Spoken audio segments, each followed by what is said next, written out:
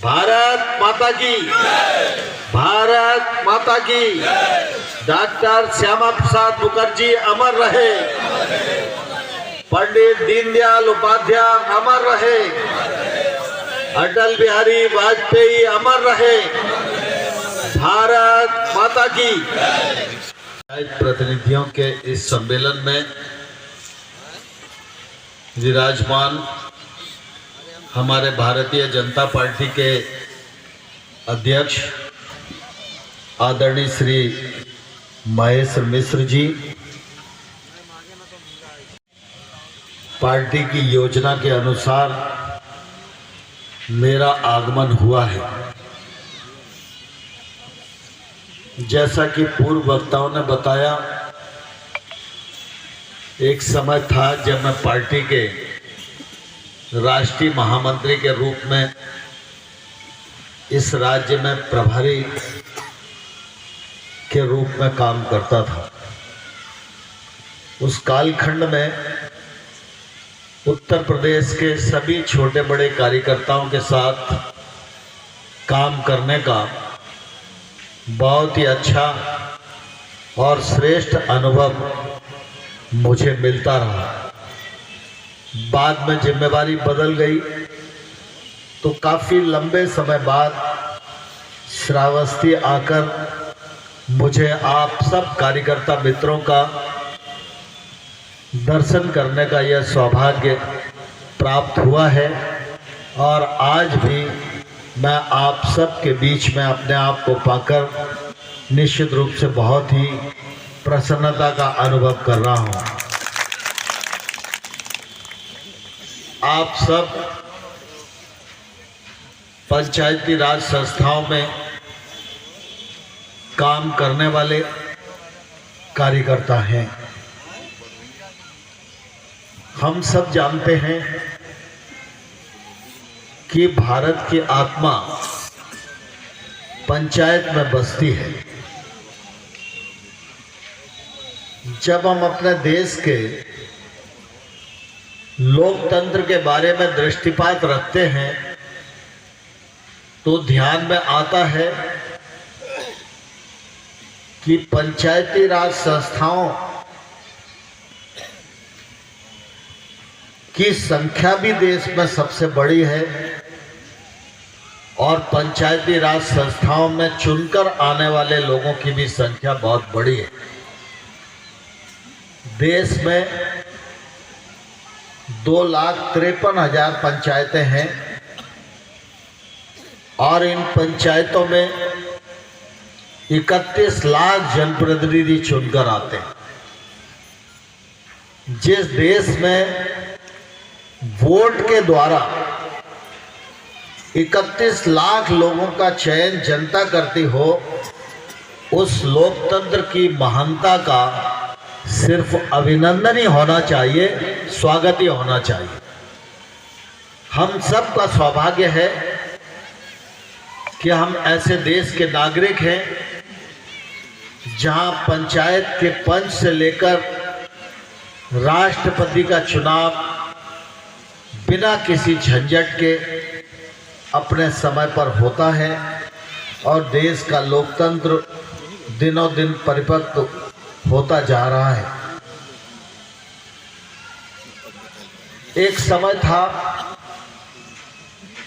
जब पंचायती राज संस्थाएं तो थीं, लेकिन पंचायती राज संस्थाओं के पास जो आर्थिक व्यवस्था होनी चाहिए उसका सर्वथा अभाव था। मुझे ध्यान है 2014 में जब मोदी जी की सरकार बनी, मैं उस सरकार में मंत्री था। उस कालखंड में देश की 2.5 लाख से अधिक पंचायतों को 5 वर्ष के लिए 65,000 करोड़ रुपया 5 वर्ष में विकास का काम करने के लिए मिलता था। और उस समय ये भी व्यवस्था थी कि छीन छीन के दिया जाता था हर पंचायत को वो भी नहीं मिल पाता था।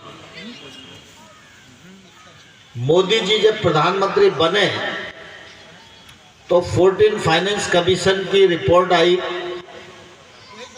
और वो रिकमेंडेशन को मंत्रिपरिषद में विचारार्थ रखा गया। तो बहुत सारे लोगों ने कहा था कि मोदी जी जो कमीशन की रिकमेंडेशन है वो रिकमेंडेशन अपने को मानना नहीं चाहिए, क्योंकि पंचायतों को इतना पैसा देने का कोई मतलब नहीं है।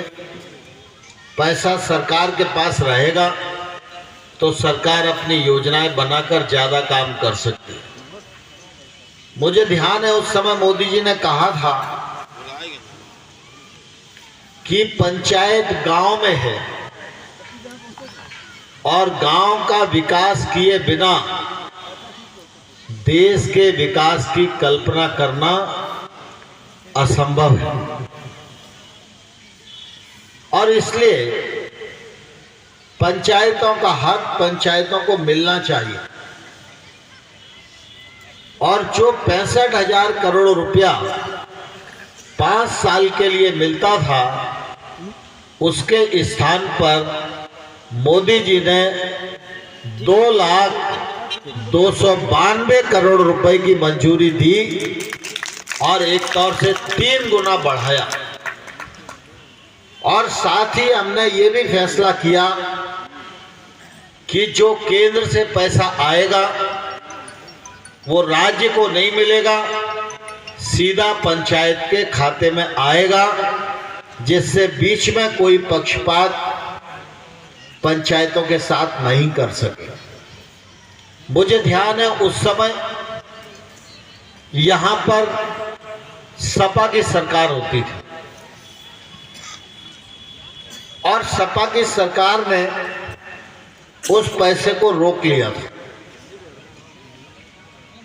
वैधानिक रूप से नहीं रोका, लेकिन अधिकारियों को कह दिया था कि अभी पंचायतों को नहीं देना है, विधानसभा चुनाव सामने है और सरपंच काम करेंगे तो इसका यश मोदी जी को मिलेगा।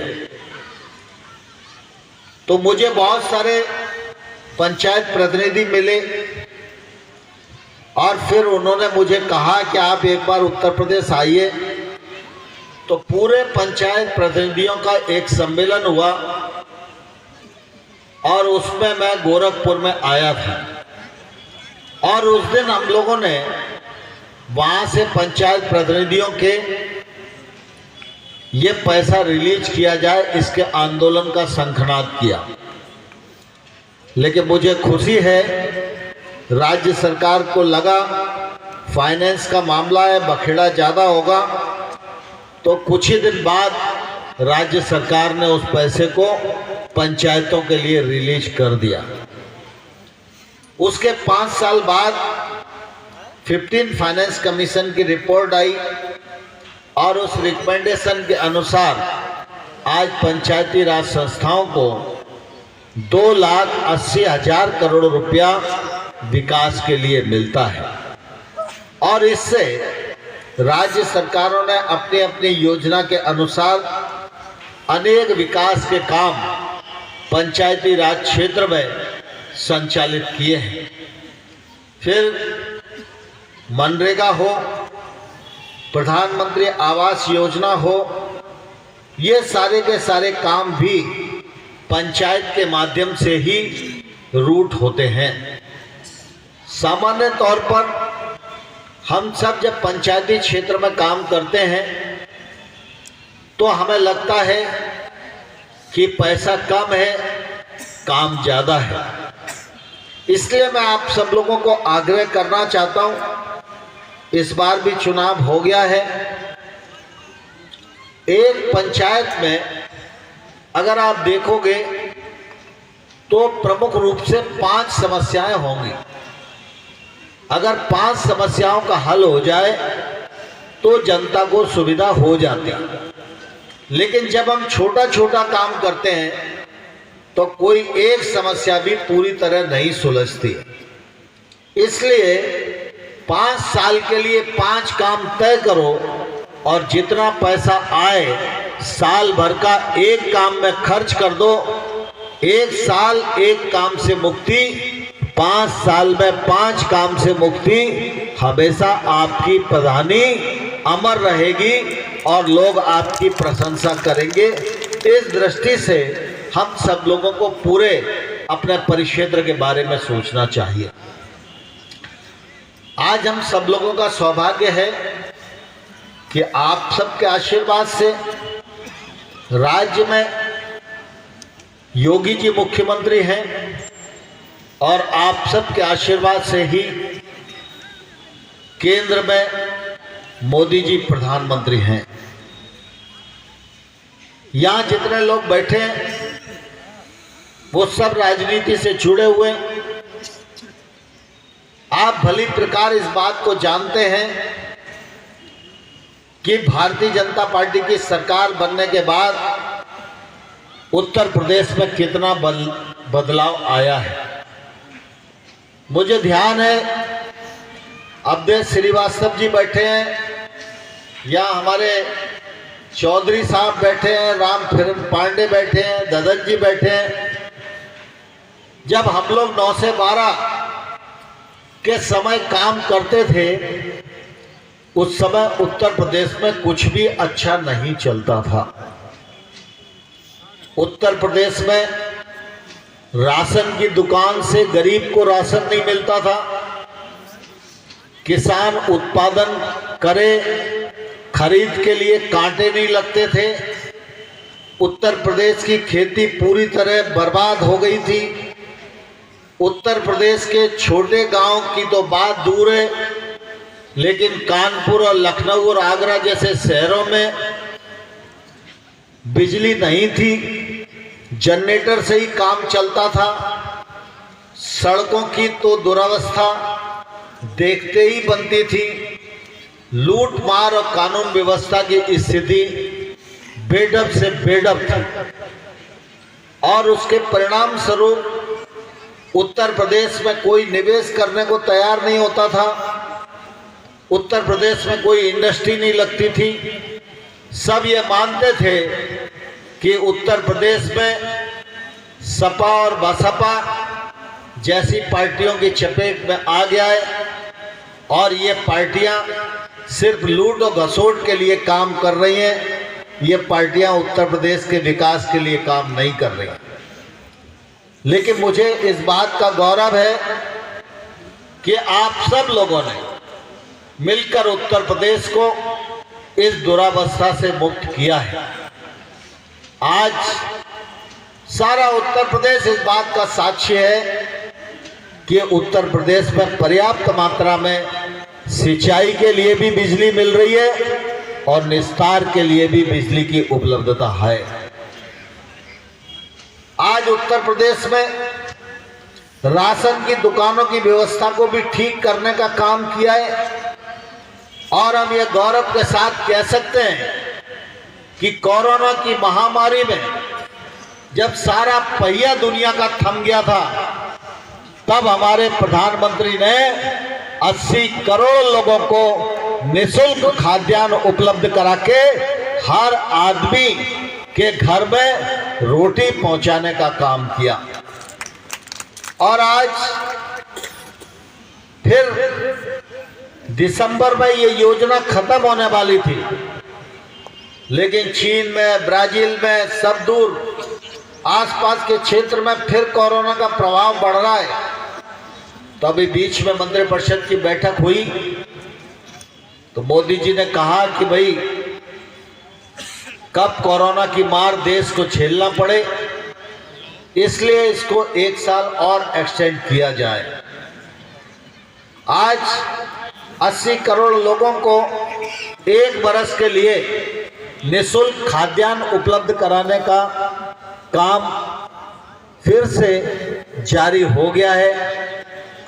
हम सबको इस बात का गौरव होना चाहिए कि हमारे देश में कोरोना से किसी की मौत हो गई होगी, लेकिन 130 करोड़ के देश में कोई ये नहीं कह सकता कि हमारे यहाँ भूख से एक भी मौत कोरोना के पीरियड में हुई है। हमको इन बातों पर गर्व करना चाहिए। ये हमारी महत्वपूर्ण उपलब्धियां हैं।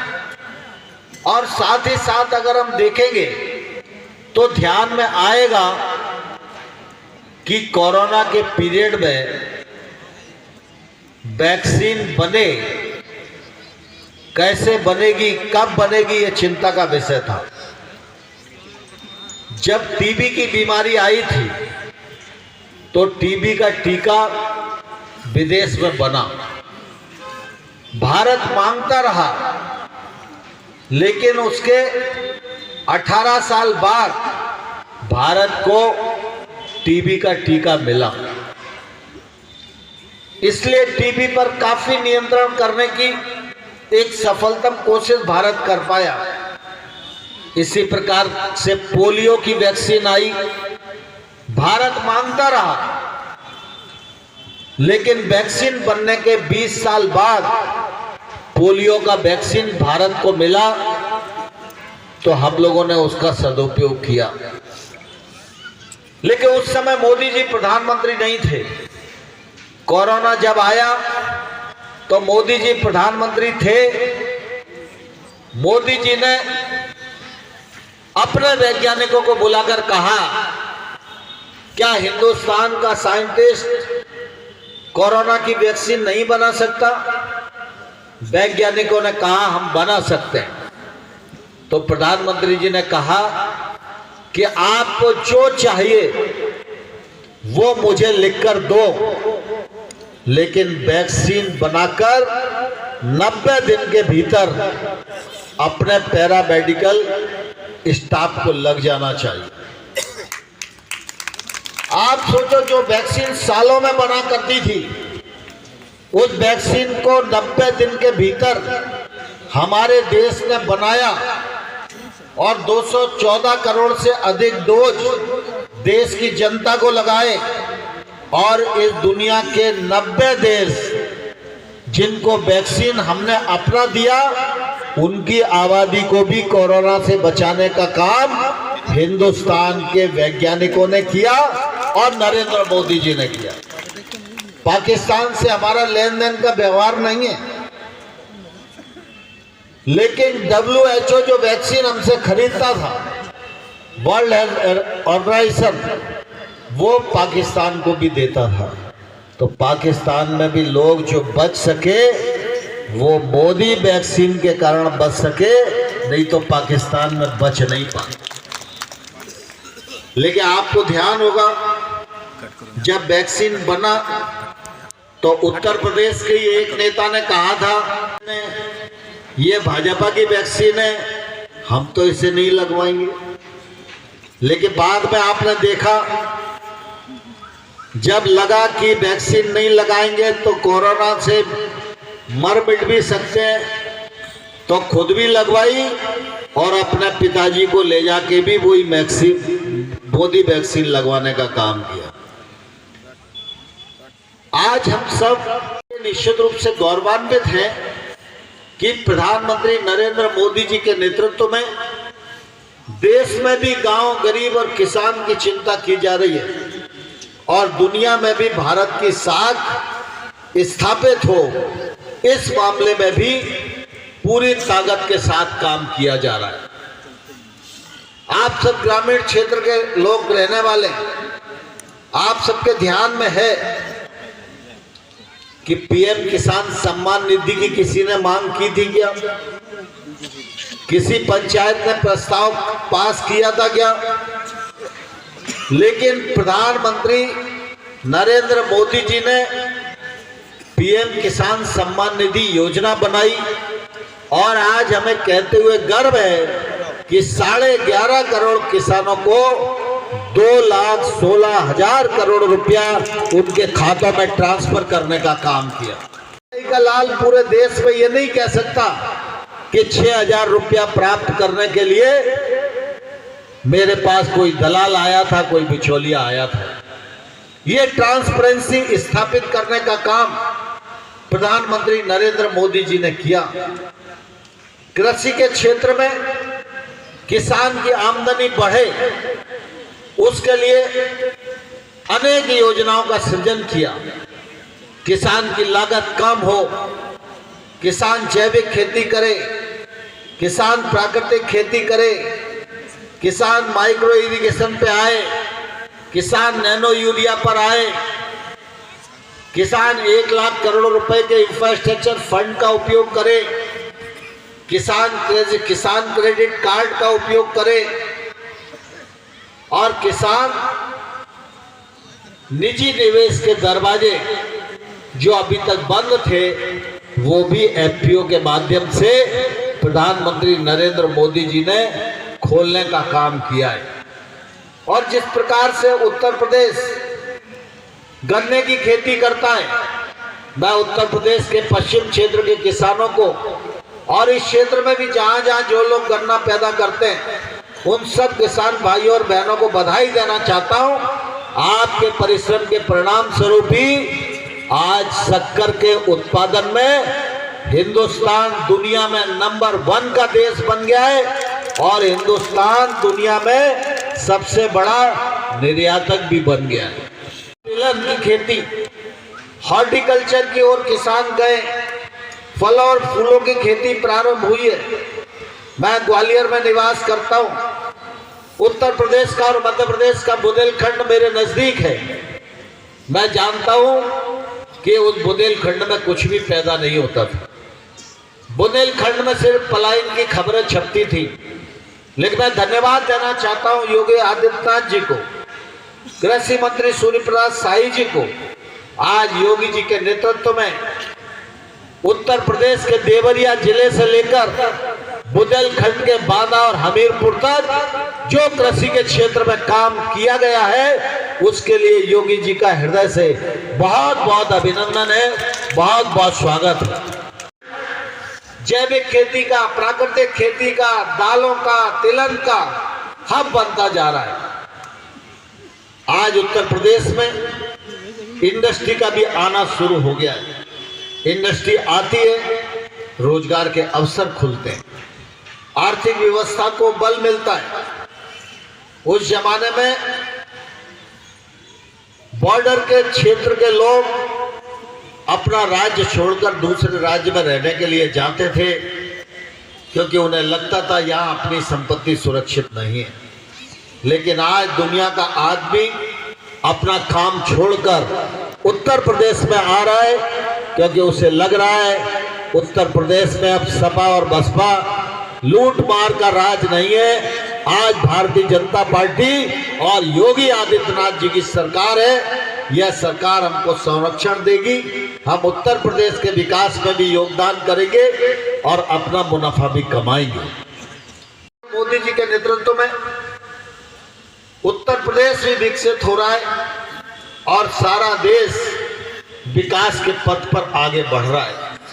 उत्तर प्रदेश में जितनी अच्छी सड़कें, जितने अच्छे नेशनल हाईवे आज हम सब देख सकते हैं, क्या आज से 8 साल 10 साल पहले इसकी कल्पना हम कर सकते थे? लेकिन आज अगर ये साकार हो रहा है तो नरेंद्र मोदी जी के दूरदृष्टि के कारण आज संपन्न हो पा रहा है। इसका लाभ पूरे देश को मिल रहा है। दुनिया में भारत की प्रतिष्ठा बढ़ रही है। आज G20 जैसे राजनीतिक मंच की अध्यक्षी भारत के पास आ गई है। 2 लाख लोग विदेश से, 20 देशों से 2 लाख से अधिक लोग इस साल में हिंदुस्तान आने वाले और निश्चित रूप से हिंदुस्तान के चप्पे चप्पे को वो जब देखकर जाएंगे तो निश्चित रूप से हिंदुस्तान की प्रतिष्ठा दुनिया में बढ़ने वाली है। हम सब पंचायत क्षेत्र के प्रतिनिधि हैं। हम सब लोगों को चाहिए कि जो केंद्र सरकार की योजनाएं पंचायत विभाग की हैं उनका तो आप अमल करो ही, लेकिन गांव में पंचायत विभाग के अतिरिक्त भी अनेक विभागों की योजनाएं संचालित होती हैं। उस दृष्टि से भी हमारे गांव प्रधान को, जिला प्रधान को, सभी लोगों को प्रयास करना चाहिए कि खेती के क्षेत्र में चाहे वो फसल बीमा योजना हो, चाहे वो PM किसान सम्मान निधि योजना हो, चाहे अन्य प्रकार की जो योजनाएं हैं उन सब योजनाओं पर काम करके उत्तर प्रदेश के एक एक आदमी को लाभ मिले, इसमें हमारे पंचायत प्रतिनिधियों की सार्थक भूमिका निश्चित रूप से रहनी चाहिए। आज हम सब लोगों के लिए सौभाग्य का विषय है। एक जमाना था जब लोग कहा करते थे कि जब चुनाव आते हैं तो भारतीय जनता पार्टी के कार्यकर्ता नारा लगाते हैं मंदिर वहीं बनाएंगे। तो कांग्रेस के लोग बोलते थे कि मंदिर वहीं बनाएंगे, लेकिन भाजपा वाले तारीख नहीं बताएंगे। लेकिन हम सब लोगों के सौभाग्य की बात है, 500 से अधिक सालों से एक बड़ा संघर्ष हुआ। उस संघर्ष में तमाम सारे लोगों का बलिदान हुआ और आज वैधानिक तरीके से राम मंदिर निर्माण का मार्ग प्रशस्त हो गया है, शिलान्यास हो गया है। हम लोगों का सौभाग्य है कि अपनी आंखों से राम मंदिर के निर्माण को हम देख सकेंगे। सांस्कृतिक पुनरुद्धार का भी वर्ष है। मध्य प्रदेश में महाकाल जी का लोग अभी निर्माण हुआ, प्रधानमंत्री जी ने उसका उद्घाटन किया। सोमनाथ का उद्घाटन हुआ, काशी का कॉरिडोर बन के तैयार हो गया है। इन सब से आज निश्चित रूप से देश की इकोनॉमी भी बढ़ रही है, देश की श्रद्धा भी बढ़ रही है, देश का टूरिज्म भी बढ़ रहा है और देश की प्रतिष्ठा भी सारी दुनिया में बढ़ रही है। वाले लोग हैं और हम सब इस बात को भली भांति जानते हैं, जब जब उत्तर प्रदेश अंगड़ाई लेकर ज्यादा से ज्यादा कमल उत्तर प्रदेश में खिलाएगा, तब तब भारतीय जनता पार्टी की सरकार दिल्ली में बनेगी।